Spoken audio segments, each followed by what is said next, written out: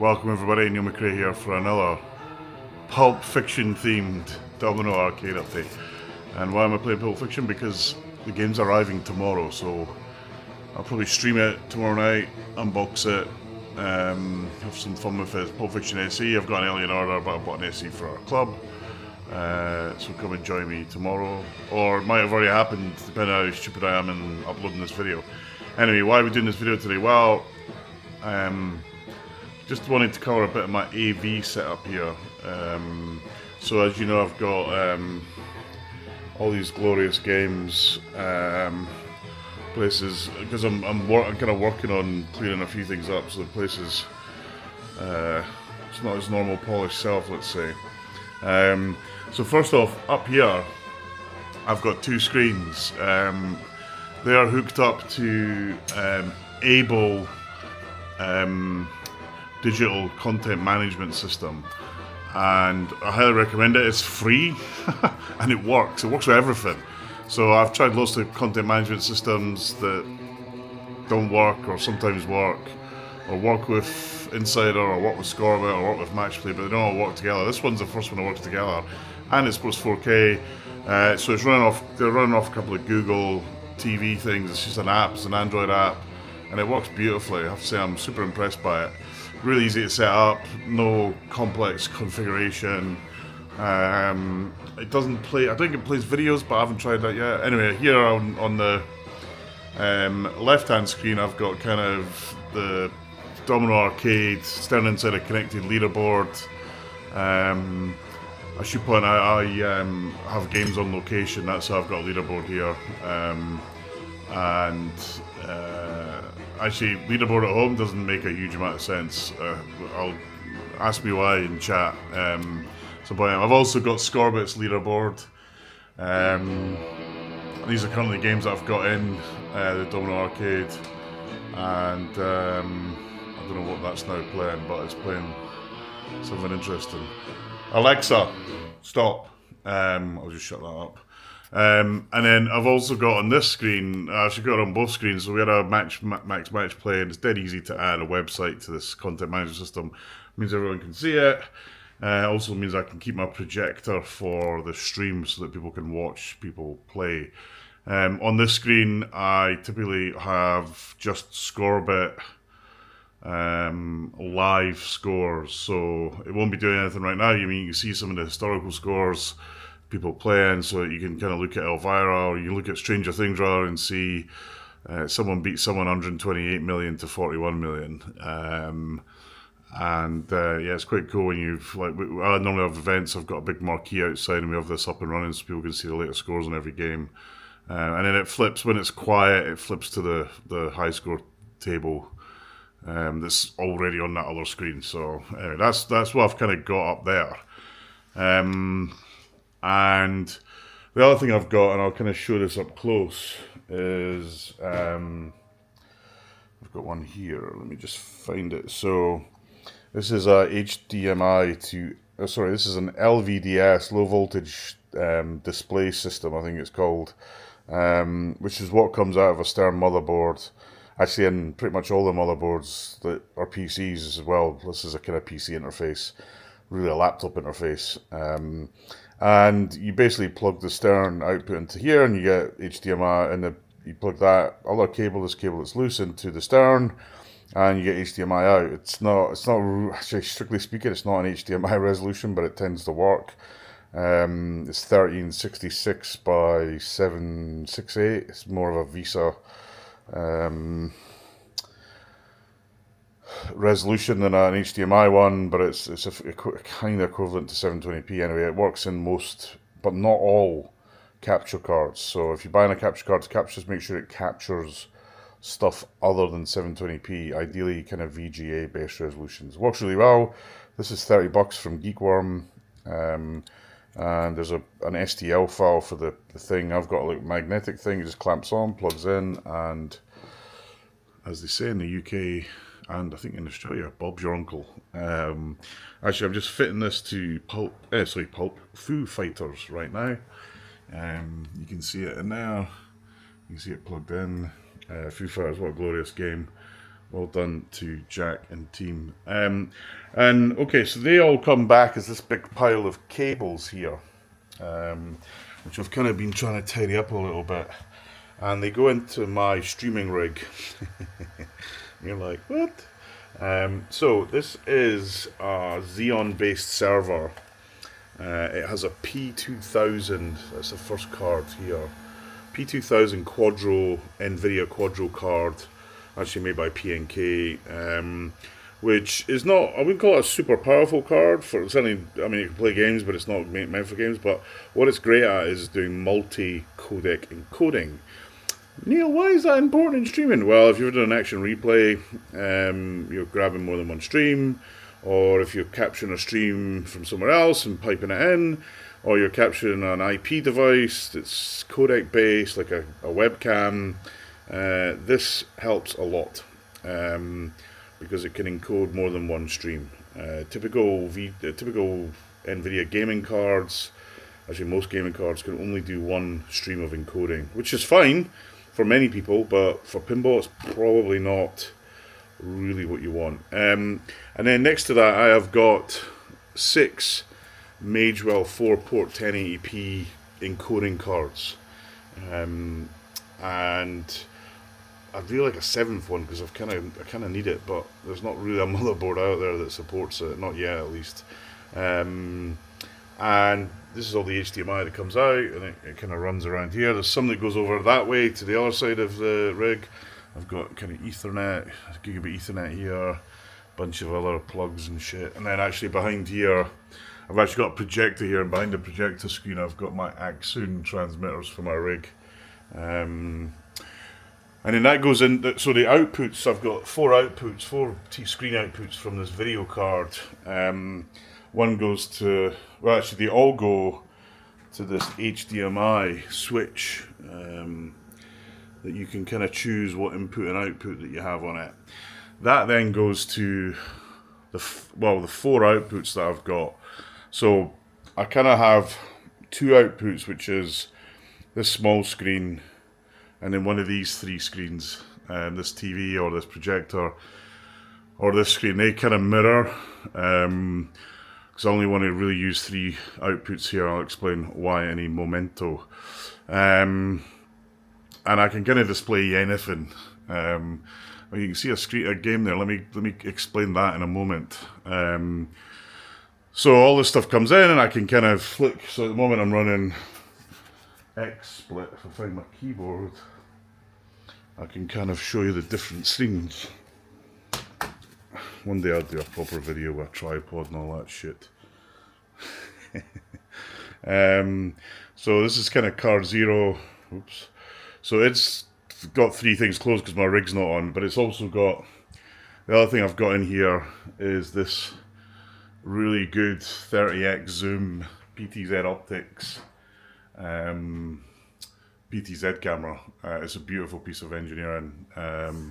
Works really well. I've got more of them that we use for the UK Open, but that's kind of my go-to camera if I want to just kind of film stuff here in the shed. It's kind of controllable by various means. So, and then the other 3 scenes, feeds are player cam, player score, and play field. And in card 1, I've got Elvira, both LCD and playfield, although the camera needs to focus, which I'll fix in a minute. And then I've got the output from Deadpool and from Foo Fighters. You'll see here above my Elvira, I've got this screen. It means I can't get my rig in here, so I put a dedicated camera, Sony, the usual Sony camera that we use. That camera has been turned on literally for about 4 years. I never turn them off because it's too hard. They annoyingly don't have on-off buttons, so the only time they go off is like I have a power cut or I turn them off, and I've got to go up there and flick them back on, which is a pain in the backside. But obviously these cameras are super reliable if you just leave them. If you use them on a rig and you plug cables in and out, you damage the motherboard, but if you just put them up and leave them, they are super strong. So that's kind of card 1. Card 2 is So it's kind of similar. I got Venom and Godzilla. There's some junk on my Godzilla, so I was doing some cabling. And one of the things I've noticed, and I haven't figured out why, is that when the LVDS card detects, when it kind of detects the how do I say it? There we go. When it detects the card, for some reason you get this weird aspect ratio. I've just fixed it. But obviously you can see Godzilla, you can see Venom. Now it's like, well, why have you got that, Neil? Well, actually originally in the shed, so if you look up here, if I can show this, if you look up here, you'll see that I've got another four fixed cameras. Yeah, there you go, 1, 2, 3, 4. Again, they're all Sony's, the streaming one that everyone was using for a long time. So many people still use. Great cameras. I was actually going to have a camera on every single game. That was my original plan for the shed. And I actually I've still got a bottle of cameras. I've still got them actually. Bar one or two that I've either loaned or replaced with broken ones. The reason I didn't do it was the cabling was a nightmare. So you think about on every game, let's just point at the glory of Godzilla. Every game now, I've got HDMI out in the game, then a camera, then power. But also in these games, at the moment I've got wireless out of them, but I'm about to go Ethernet because I'm fed up with the wireless quality inside a connected. I'm always having issues with it. And if you notice, Marco, when they do a gig at an event, they use Ethernet everywhere. It just works better. I prefer Ethernet, so eventually I'm gonna move everyone to Ethernet. So you got a lot of cable in there. So I kind of just decided when the rig came out and the rig was like, yeah, this kind of works for me. Then I kind of decided now I've got a couple of issues with the rig. So I'm going to when I get round to it, you'll see over here by Batman, I can't get the rig under there either. So I am going to install a camera above that game, and most likely, I mean, I've done it, I've managed to do it, but it's really tight. Hold on, let me move this around. So again, here at the end of the room, I've got these folk pictures and stuff. I'm probably going to put a camera up here for this game, which is currently the glory of Crash and burn. the glory of Black Knight, and then on this side I've got the one, the only, the Lyman Sheets and John Borg masterpiece that is Walking Dead. And Stern still hasn't sent me a topper. Come on, Stern, you've got one in a cupboard that's got my name on it. I know you do, and I'm such a great customer. Send me the topper. I'll even pay for it. I know you've got one. Give it to me.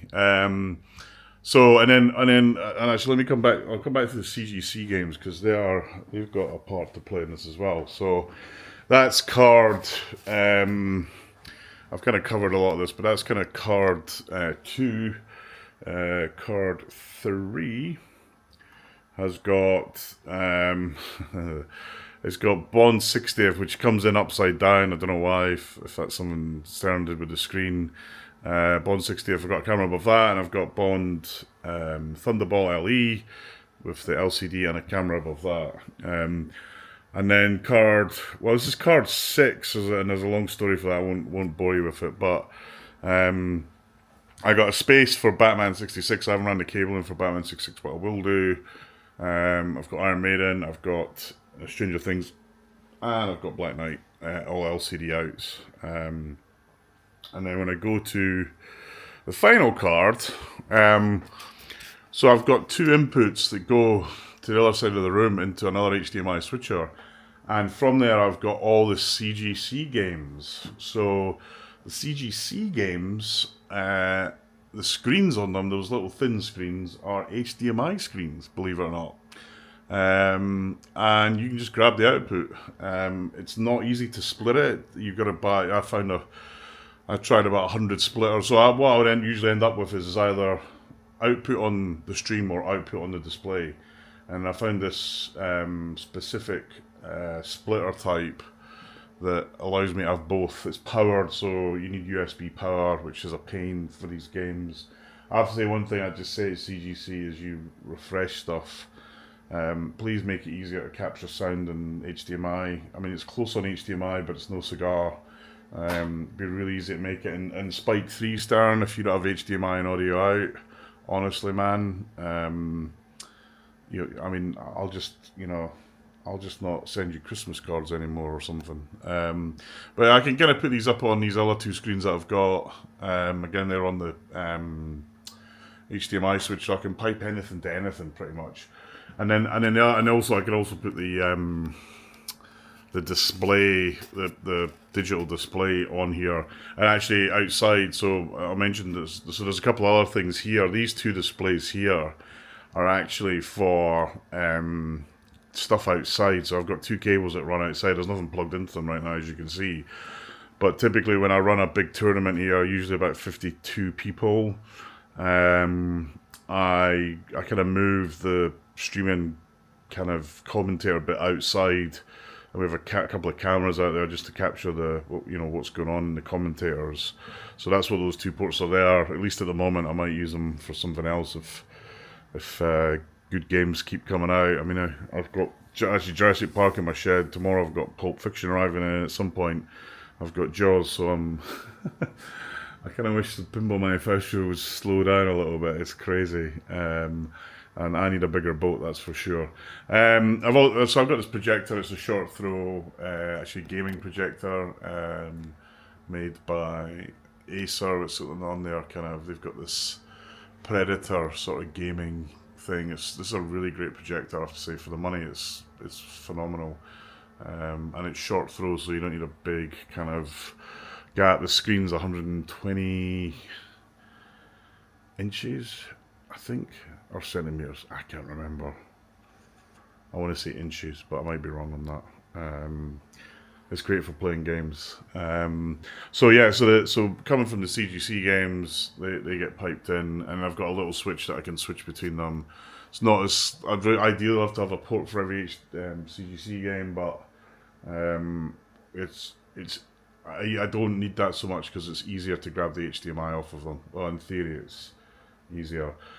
Obviously, can't grab the displays or anything off Quicksilver or Stars or Pulp Fiction for that matter, because it's display based, or things like Walking Down on my Theatre Magic. I haven't really found a way of grabbing the HDMI, the DMD. I'd love to be able to do it. I know there is a DMD to HDMI, but it's monocolor, which isn't great. I really want color. There is actually a way of grabbing the output from colored DMD. I actually got it working, but it's such a hack. You have to kind of put it into the games, and basically, it only helps with games that've got colored DMD in it. My Theatre Magic's got a pin LED in it, which is a widescreen one, to make it look like the CGC games. I think that's just about it. In terms of stuff to cover, there's probably about, I don't know, I want to say probably 200 meters, maybe 300 meters of HDMI cable in here. But it looks, when it's streaming, so what I was trying to do was get to a place where I just turn a game on, press a button, I can play and stream at the same time. And when I run a tournament, I've got OBS set up so that I just can press a button on my Stream Deck, and bang, you've got the game. You've got the DMD that you want to play from. Obviously, you've still got a camera for grabbing the playfield for games that don't have HDMI out or convertible to HDMI. But it's not as good. Let's face it, and I want it to look as good as I possibly can. So that's kind of the AV setup. Any questions, happy to answer them.